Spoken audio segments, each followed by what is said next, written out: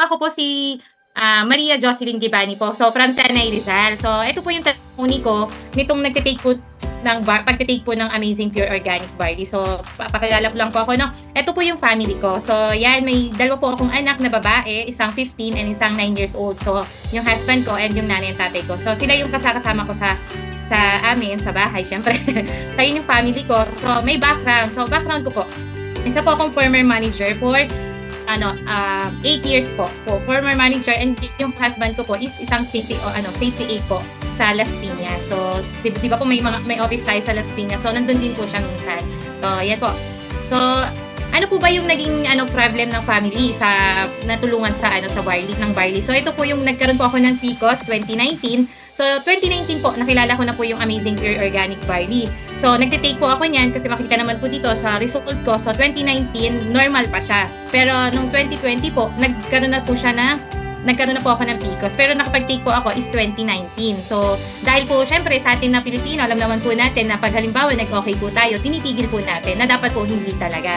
So, nagkaroon po ako ng PCOS 2019. So, until now naman po na tuloy-tuloy na ako, nag-normalize po. Alam ko po, familiar na po kayo sa PCOS, diba? Sa sobrang dami na nagkakaroon ng PCOS sa kababaihan. Parang pang ilan siya sa mga ito yung karamihan na sakit sa mga babae na hindi normalize yung pagkakaroon ng menstruation.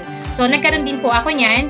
Then, hindi lang po ako yung natulungan. Alam niyo po ba ang pinakamaganda dito sa Amazing Pure Organic Barley? Hindi lang po ako yung natulungan, kundi lalong-lalo na po yung anak ko. Kasi nagkaroon siya ng rare yung yung sakit niya na sa edad niya, hindi siya, sa mga edad niya, hindi na dapat magkaroon pa ng ganun. Kasi sa mga baby lang. Pero siya, eto po, papakita ko, yung anak ko is nagkaroon siya ng jaundice, 11 years old na siya. Pero familiar po ba sa jaundice? Kasi po ang jaundice is sa mga baby lang po, sa mga newborn. So makikita niyo ito yung itsura niya. So nag-first check up kasi nakikita namin sa kanya. Alam ko dito baka po may mga familiars, may mga sa inyo noon, may mga napapansin, may mga kakilala, kamag-anak na may ganitong nakikita or case na paninilaw ng balat. So sobra yung paninilaw niyan. Time na yan 2021 is pandemic time. So sa amin kala ko normal lang na naninilaw siya kasi bawal nga pong lumabas niyan. So bawal lumabas, nasa kwarto lang siya. Pero habang tumatagal, nag-iiba na talaga yung itsura niya. So ayan yung first time namin na nagpa-check up sa PCMC.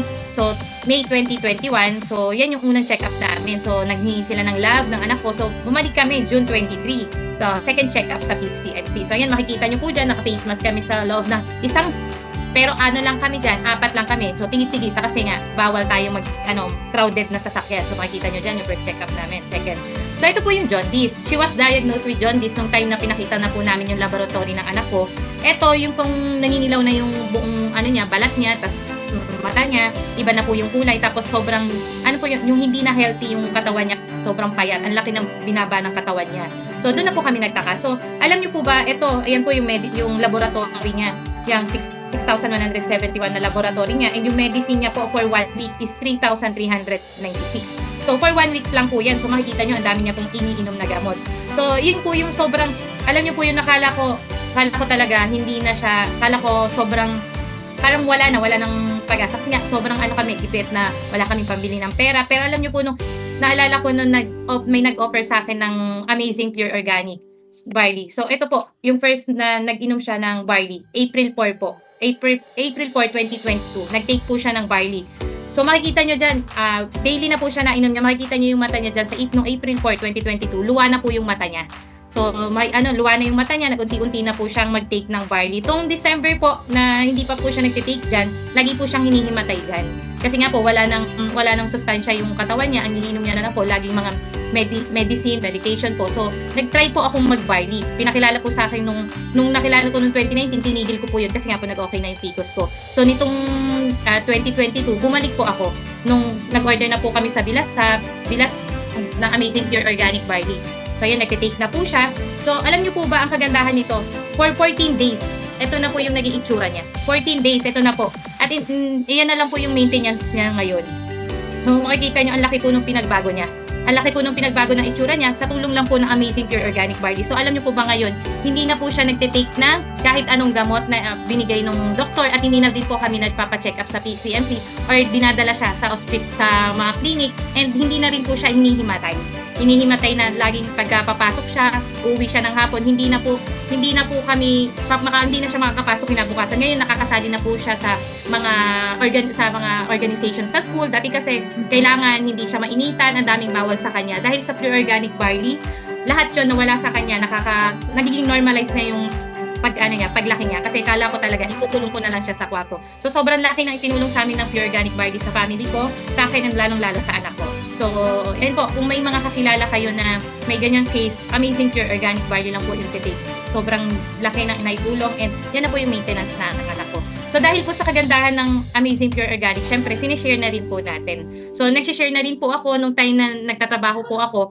Ginawa ko po siyang extra income dahil hindi ko na po siya hindi ako mahihiya na i-share siya kasi nga po malaki yung naitulong sa akin sa family ko. So ayan, makikita niyo po diyan nagpapa-JNT, LBC, kahit bago pumasok ko magpapadala.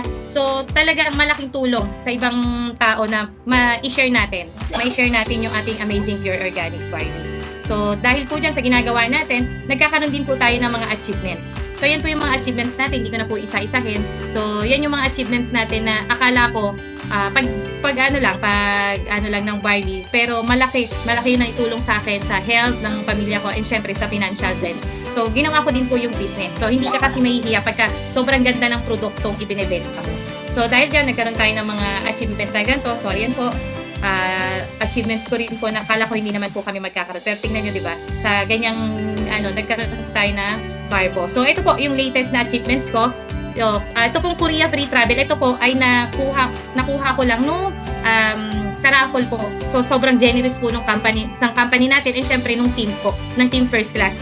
Dahil sa raffle lang po, di ba? Sa company kahit sa akin, nung time na nagtatrabaho ko, hindi ko naisip na makakapag-travel ako or kahit na sabihin natin ilang taon ka magtrabaho, hindi ka makakapag-travel. Siyempre, isipin mo malaki yung gastos. Pero dito, nung time na nag-travel ako for 5 days, wala akong nagastos kahit na travel tax, wala kasi free talaga lahat siya. So may nagastos naman pasalubong at saka yung kain-kain ka lang sa labas. Pero yung lahat na accommodation, free yan for 5 days. So hindi lang yung tawag dito, health yung natulungan sa akin. Free travel, lahat ng akala ko hindi ko makukuha, nakuha ko kay I Am Worldwide and dun sa barley na sobrang malaking tulong. So bonus na lang yung mga ibang natin dito.